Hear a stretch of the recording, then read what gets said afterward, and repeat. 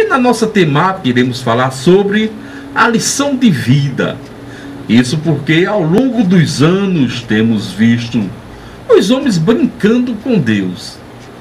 Inventa todo tipo de coisa, de passatempo, às vezes até debocha do seu Deus, como temos visto os últimos carnavais aqui no Brasil.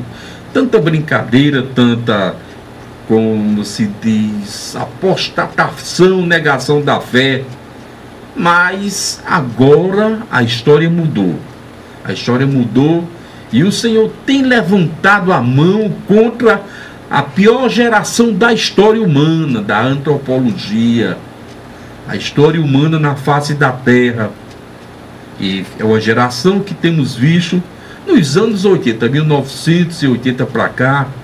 A coisa tem tomado rumo, tem tomado uma direção diferente. Mas graças a Deus, porque apesar do sofrimento, apesar da dor, o nosso Senhor tomou pulso, está nos chamando a atenção, não porque tenha prazer em nos castigar e nos punir, mas é para a gente não cair na condenação eterna, para não cair em uma eternidade de sofrimento pior, milhares e milhares de vezes o que estamos passando nesse pequeno tempo. Isso porque o caos que estamos enfrentando não é de brincadeira. E na Bíblia Sagrada vamos ler um versículo no livro de Eclesiastes, capítulo 3 e o versículo 15, para a gente entender o que estamos pregando, defendendo aqui na fé. Eclesiastes 3,15, que diz: o que há de ser já foi, e o que há de ser também já foi. Deus pede conta do que se passou. Por que essa temática? As pessoas pensam na mente resumida, na mente carnal, que o tempo apaga pecado.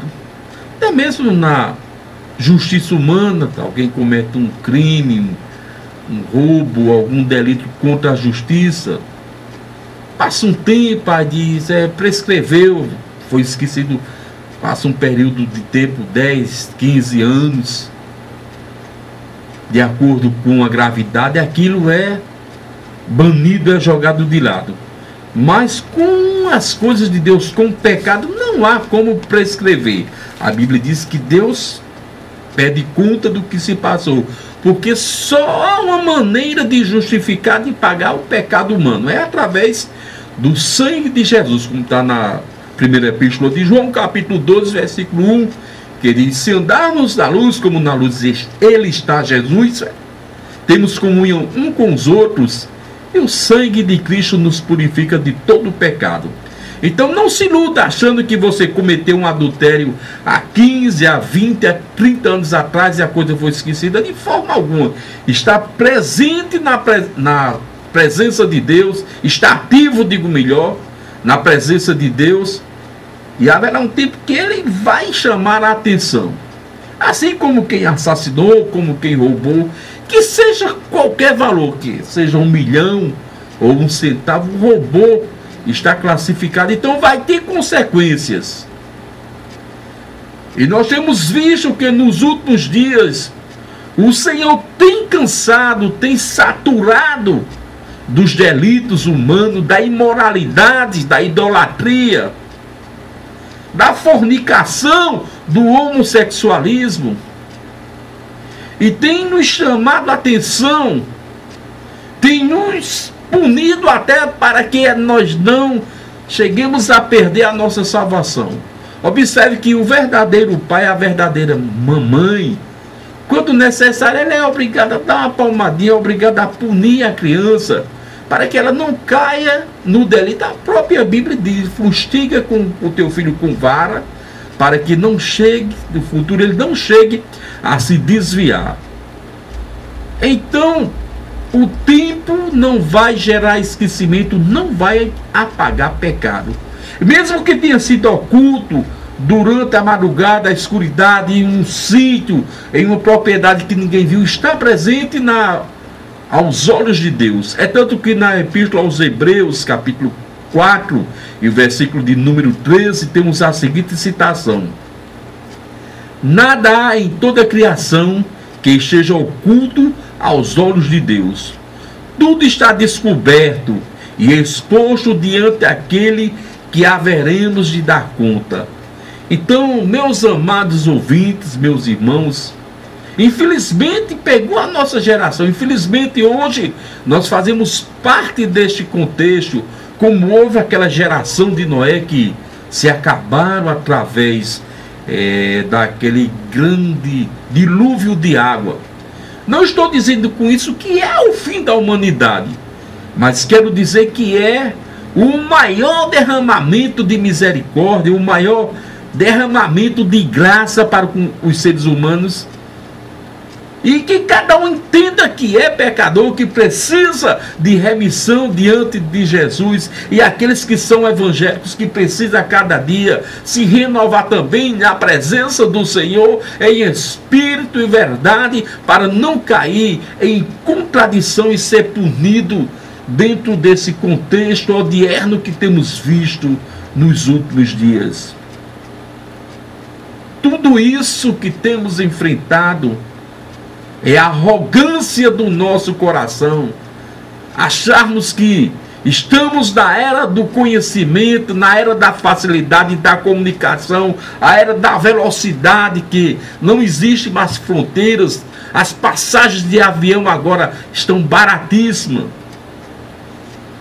E por causa de todas essas facilidades, nós estamos abusados, estamos aí subjugando a nossa vida e entrando por caminhos errados, porque na fartura somos tendenciosos a cair.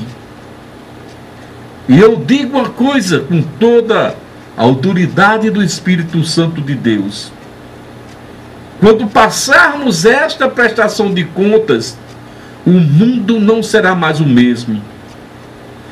E essa balela aí que os falsos pastores, os interesseiros pregam, depois que passar essa tempestade, vem a fartura, vem o Brasil vai prosperar, o Brasil vai ter uma era de paz, de grande crescimento econômico, financeiro. Não confie nisso, é mentira do diabo.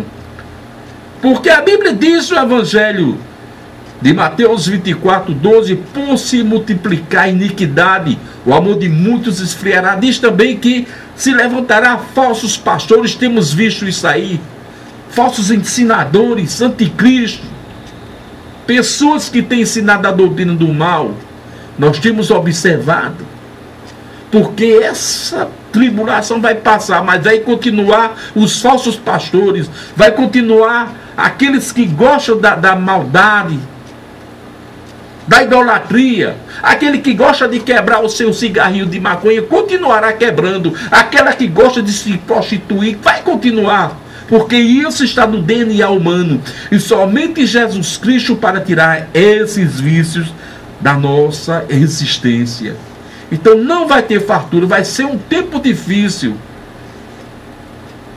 vai ser um tempo que vai passar a tribulação, vai passar os dias ruins, mas vai merecer cuidado, vai merecer desconfiança em todos os sentidos. Porque no livro de Salmos, vamos ler a Bíblia, capítulo 75 e o 7, diz o seguinte: Deus é quem julga a cada um, a um abaixa e a outro ele exalta. Vai passar essa tribulação, mas vai ficar a cicatriz, vai ficar o vírus, vai ficar o prejuízo, porque temos visto muitas pessoas ricas. Ainda domingo o pregador, o Felipe, falava aqui, muitas pessoas ricas, e que o dinheiro não está comprando a saúde. Existem muitas pessoas com plano de saúde com facilidades que estão morrendo, porque os aparelhos de respiração não resolvem. Quem resolve tudo é Cristo. Estou dizendo isso não como deboche, não como arrogância, mas para mostrar que nós somos seres mortais, seres frágeis que precisam da misericórdia, precisam da bondade de Deus para existir. Interessante quando fala em arrogância. Hoje pela manhã eu escutava Um cantor famoso aí, dizia que era evangélico, depois ele virou as costas contra a comunidade evangélica, começou a fazer sucesso nos anos 90,